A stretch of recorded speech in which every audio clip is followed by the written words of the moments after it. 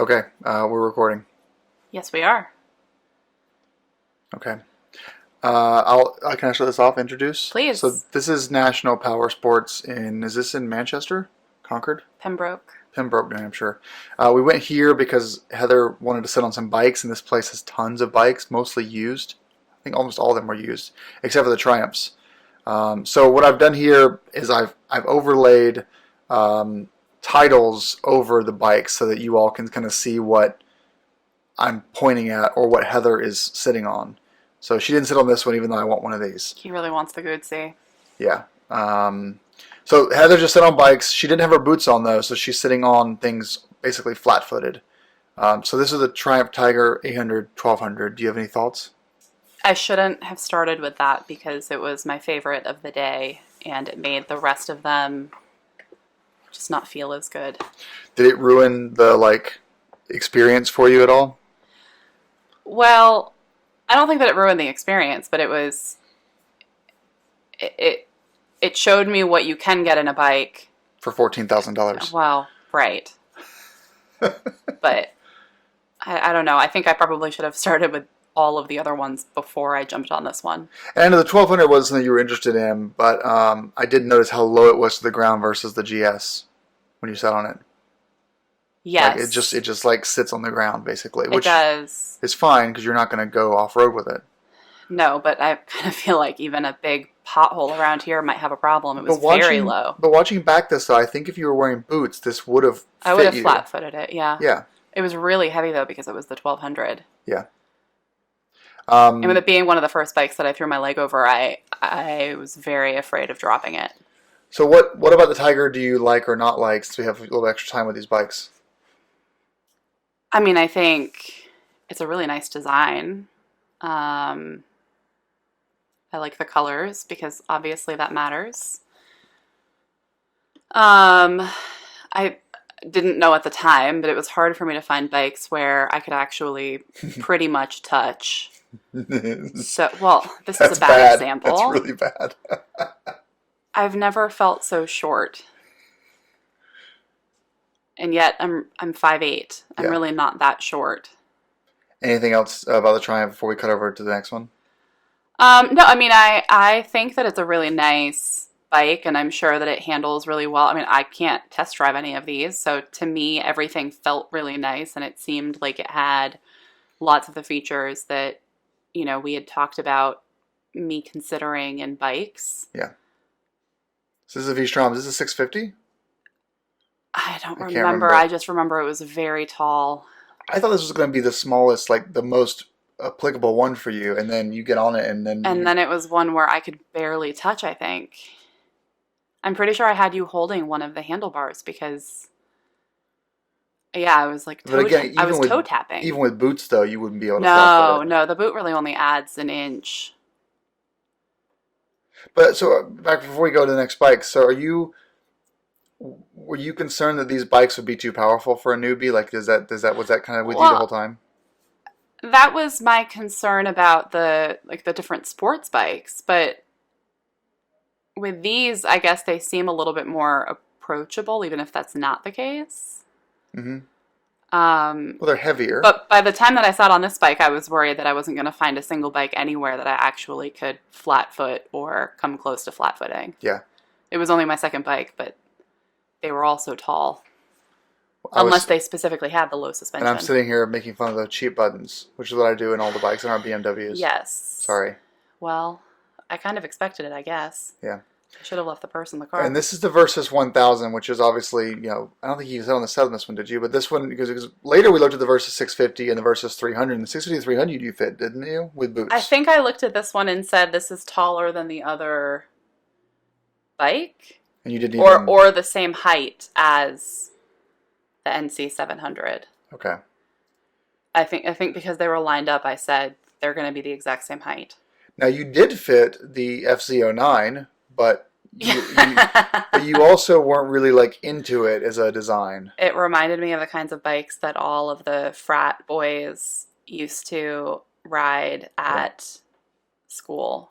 And I was telling Heather, there's definitely a douchebag previously owned it because you've got pro taper bars, you've got the shorty levers, and you've got the the like basically non-existent muffler in the back. So it was definitely just owned by a hooligan. We don't really, I mean, Heather and I don't really match that profile. No, well, and I mean, I also think maybe for what I envision doing on bikes, this doesn't fit that criteria. Yeah. But I promised to sit on as many bikes as I could. So on the plus side, I could pretty much flat foot it. I really was taking a break to look at this for a second. I was I really know. was concerned that like after the MT-09, they're like, oh my God, Heather can't fit anything. I know. Well, I'm not that short next to you, but I guess I'm all torso. I don't Yeah, know. yeah. The 390 though, and the 690, you fit on. Yes, I did. And this was a used 390, but it gave me a little bit of hope, even though I was like, man, I don't know if I want to ride across country on my GS with someone on a Well, 390. my concern was, man, this isn't the kind of bike that I was thinking about, not because of the price, but because it it looks more like one of the really fast, really powerful, gonna throw me back and Looks off sporty. the seat bike, and I'm not really going for that. And I feel bad about this clip now, honestly, because I got distracted by the R9T, and then You were very distracted by that. we realized how it was abused by someone because they Yes. basically lowered the handlebar, and the paint was all marred up. I even was so upset that I asked Heather to hold the camera and film me on it because it looked like someone really abused the crap out of this bike. Well, they kind of butchered it. Look at the paint. Like they just, I don't know what they did I know to nothing it. about bikes, and I know that this looked like it went to a chop shop. I'm Yeah. actually surprised that they think that they can get $9,000 for it. I know, because if you look on Psycho Trader, like $9,000 is the going rate for these used, But but in stock form. Yeah, I. That's one way to describe it. It was incredibly molested. I know. Yeah, I feel like so. Next one after this is the NC 700, and it was an older model. I thought you liked the NC 700 when you first sat on it, didn't you? I don't remember. I think I have to see the clip to be reminded. Okay. I sat on so many bikes. Yeah. You were really taken with this R9T. Yeah, for just how bastardized it was. Yes. It was not good. I felt bad for that bike. Not that's the Super Tenere on the left, but the 700 on the right. This one, I thought this one fit you. I liked. Well, no. Did it? I can't remember, but it came with crash bars already, and I think it had boxes or no. It I just had a think rack. I liked it because it kind of looked like it already had a couple of the things that I might want, and the price tag was a little bit kinder, and I love a bright color. Mm-hmm. Again, not that that matters, but I learned that I like really expensive motorcycles. Really expensive and heavy motorcycles. Yeah, well, I think I might like the lower Tiger if it was an 800. Yeah, I mean, that's a bigger discussion, but like back to the 750 for a second. Like, someone the other day was saying that my wife is 5'8", and she actually ended up getting the low seat 750 and just dealt with being on her tiptoes because she didn't want to give the dynamic ESA. Well, that's a conversation that I thought we would probably end up having tomorrow because Yeah. I can see how I wouldn't want to lose that feature. Okay, we're at Freedom Cycle. They're a multi-brand new dealer. So the other place is just Triumph and old bikes. Yeah. This actually sells a lot of stuff brand new, like the Honda NC700, like the CRF 450L, which you're going to want to get for sure to race with. Oh, good. I already see a BMW app. An S1000 Double R, which is definitely the best first bike But for honestly, you. I could just get a trike. Look at this whole process, and you leave on a Can-Am Spider. I'm kidding. You would enjoy that, I think, a little There's a bit. Grom, honey. You could definitely fit that thing. I'm good. You sit on that. I mean, You got a picture of me, by the way, sitting on one before. I meant to use my personal car. It's street legal and it goes highway speeds. This thing's tiny. You know, It's street legal. is it really? Yes, and it goes to highway speeds. That's dangerous. This is too small. I'm flat footing.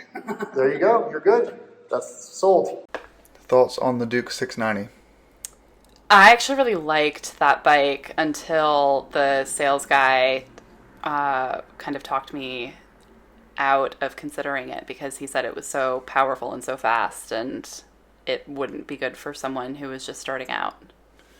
That's what I've heard too. They're kind of hooligan bikes. You like that word? Well, yeah. Well, I think the don't know what else I design could is say. really nice. Obviously I love the color. It has the LED headlight and... Well, the 790 does. The 690 hasn't been revised yet, so this is the new 790 on the right. But you okay. fit both of them though. They're both the same size. Right. But the 790 supposedly is like way more powerful. Yes. Well, he made it pretty clear. Yeah, you turned it on. That made me very nervous. I want to show you how pretty the display was. I know. But you're I'm right. actually surprised that they have all of the keys in the bikes. But in any case, you're right though. Like he made it sound like the 790. You don't even want to touch that. Yes, and the 690 was just slightly junior to that. Right. So. But with luggage options, I mean, I think like a 390 you'd outgrow. The 690 you might grow into if you're careful, and then if you put luggage and stuff on it, it'll end up being a little slower anyway because of the weight. That's true. No, I thought it was a really nice looking bike. I certainly don't think there's anything wrong with it. Is the orange too much? No. Oh. So, Africa Twin, which does not have a low version, and for the record, we weren't seriously considering getting this as a first bike. No, but to be clear, I've always seen them and thought that they were very nice looking bikes. I think that they're very, I don't know, I think they're cool adventure bikes. You like them a lot. Yeah, I like them too. I do. They're way too tall for me, obviously. Yeah.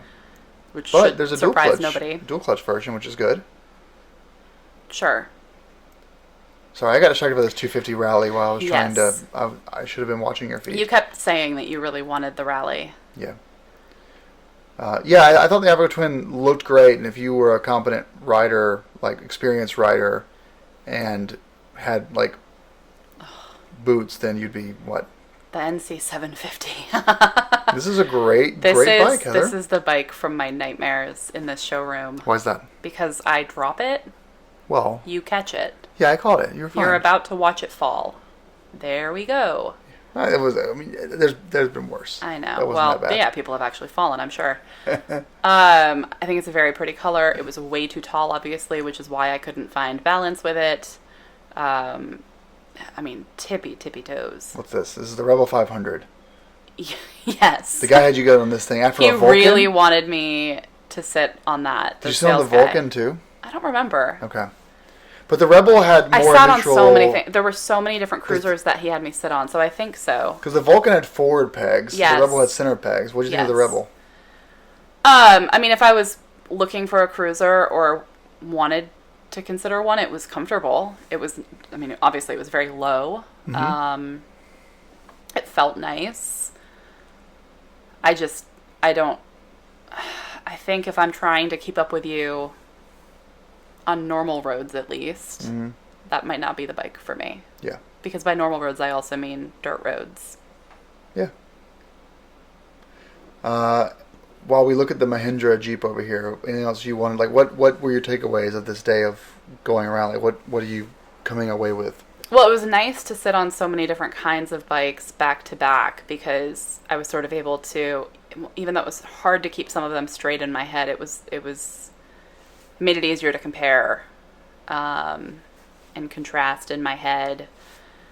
But again, I started off with a bike that I ended up really liking, and so that made other bikes that I sat on feel a little bit crappier, I think. So we made a mistake by doing the Tiger first. Is what you're saying. I should have done the Tiger towards the end, which we couldn't have for opening hours reasons at these different stores, but being a total noob at this, I had no idea dealers just don't let you ride whatever you want to. Like BMW is unique in that they just let you ride anything. These dealers didn't let you, most of them didn't let you even sit on bikes unless you asked. No, yeah, somehow, these two were pretty kind about that, but we've definitely seen stores where there are signs that say, come find us to help you sit on this. You have 10 seconds. Anything else you wanted to add? No, but if you'd like to buy me a Mahindra, I would happily drive that off-road with you. It's like $50,000. Yeah.